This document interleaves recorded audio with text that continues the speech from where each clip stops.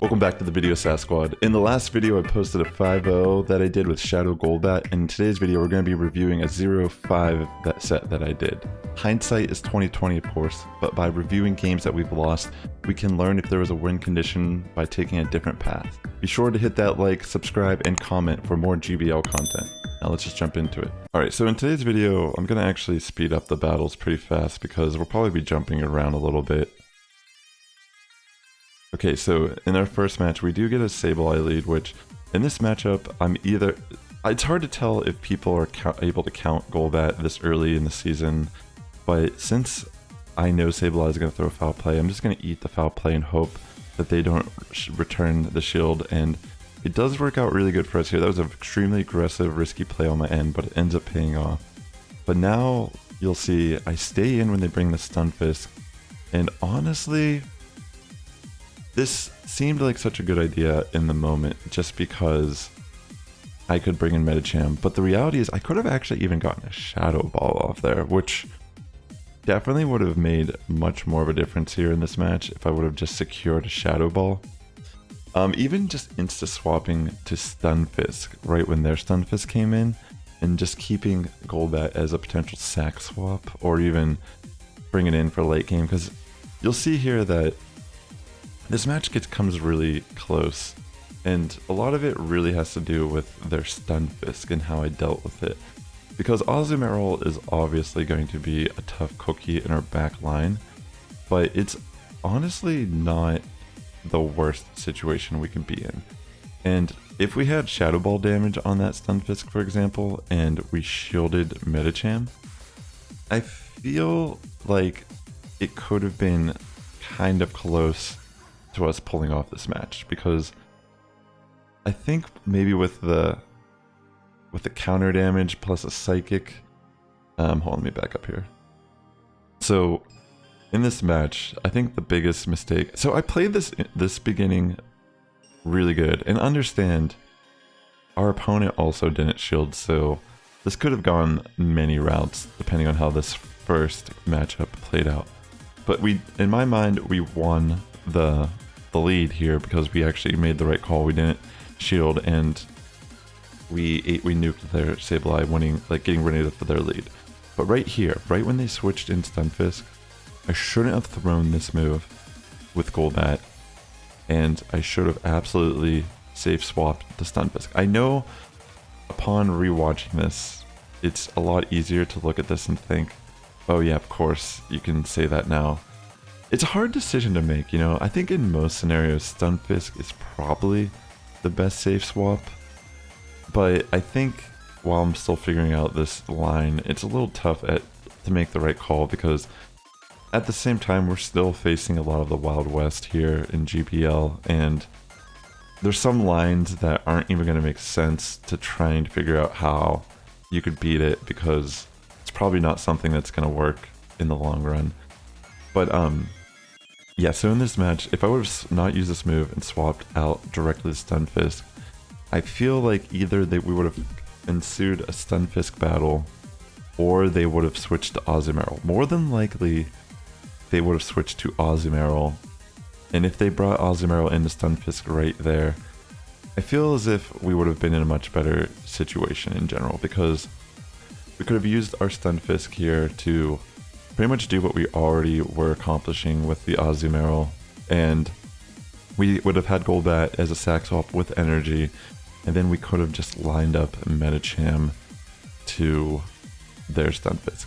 Again, it's kind of a tough call, but I feel as if rewatching this match, it's hard to say because this beginning was so lucky on my end as well, but I would say in the future, if people are becoming more familiar with how Golbat functions, I feel most people will throw Poison Fang as they get it, but the more adept player will probably power up the Shadow Balls and try to throw Poison Fangs at times to trick their opponents. Okay, so just wanted to cover all of that. Let's jump into our next battle here. Alright, so in this one, This is kind of an interesting lead situation too, because we are actually facing a generalist in Umbreon, and I've had this matchup a few times, but none of the teams are similar. So it's been really hard to gauge how to play this out.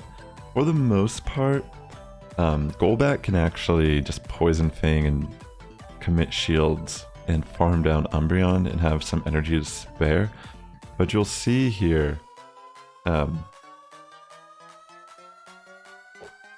you'll see kind of what happens. I do end up committing my shields and I'm going for the farm down, but they end up making a switch. And this one's a tough battle because this one's kind of tough. Okay, so I'm gonna actually kind of scrub this real quick. So okay, as you see, they switched out their Umbreon, and I'm just gonna say it right now, they have Altaria and Drifblim in the backline. So a Drifblim with energy is already devastating to my backline. I mean, a Stunfisk just needs 2 Shadow Balls and it gets knocked out. And as you can see here, when that Drifblim comes in, I'm trying to get to a Shadow Ball. Obviously, I want to like get it to shield or whatever, but the thing is we CMP, which doesn't do me any good because now I've fed this Drifblim energy, which becomes more threatening, and I didn't get anything out of that. So there's a couple ways I could have probably dealt with this match, which could have benefited me better. Obviously, again, this is definitely a match where this would have been a really hard call to make. Essentially, we need Stunfisk for this match. So I do feel like maybe the only really win condition here was if I insta-swapped to Stunfisk when they brought in Drifblim, I technically would be able to kill the Drifblim before I died. But, you know, at that point, we have Medicham left in the backline. I think really the biggest play I could have made in this would be to have pretty much just let Golbat die here instead of trying to save it with energy. You know, it's always tough because, you know, again, we're playing a guessing game. So the point I'm trying to get here is sometimes we lose matches and it doesn't feel good, but it's worth recognizing that you can't predict everything, especially fringe teams. And it's not worth feeling discouraged about what you're doing if you lose to something like this. Because, you know, on paper it might feel like, oh, I should have won against this. But you also have to remind yourself that there's such a vast option of teams right now that people are experimenting, and these same people probably losing the people that you're winning against, realistically. So as you can see, that's kind of a tough one. I really think that one was going to be tough regardless, just because of the back line, and we essentially just needed to create a situation where we had energy lead with Stunfisk, or we sacrificed Medicham. But you know, it's hard to call, it's hard to know. Alright, let's check this next match. So this is another tough one because we get Galvantula lead, and so you can assume that they're going to try to throw a lunge majority of the time, because more than likely I'm going to shield potentially, and they made a really great call there. And you'll actually see here how by me panicking and switching out and just not letting, instead of just letting Golbat go, which probably would have been the best play, is probably just go for Poison Fangs and let Golbat go. You know, even taking that lunge would have been huge. Like if I would have just taken that lunge and then thrown a Shadow Ball and then let Golbat die, that would have been huge here, because you'll see that in the back line, Medicham pretty much sweeps their entire team, and by me switching out, losing switch control and all that jazz, this just became a sloppy mess. I sacrificed my Medicham to Galvantula thinking Golbat would benefit me later in the match. You know, it's hard to know, because there are fighters in the backline, there are grass types, there are Azumarill in the backline, and you can't ever be too sure until, you know, there are some staples of teams that become like iconic, and as you get in the higher tier, it's more prevalent. But I do feel that this season we're still a little too early.